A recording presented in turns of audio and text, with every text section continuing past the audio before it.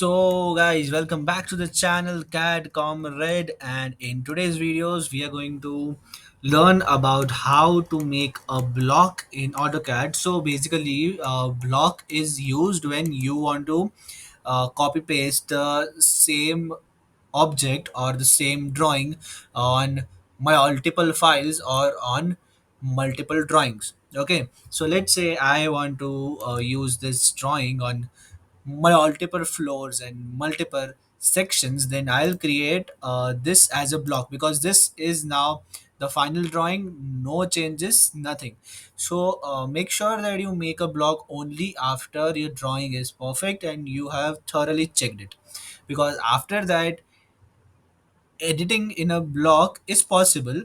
No doubt it is not possible, but I personally feel that it is a bit of a headache. So let's move on.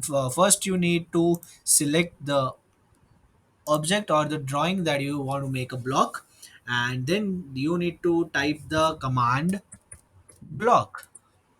Okay, and this will appear. So after this it will ask you about that name. Okay, so I'll just write window. Okay, and all you need to do is just save this. That's it, and this is now a block. You can move it, everything will move at one click, so you don't need to select everything, and nothing will be changed because this cannot be changed.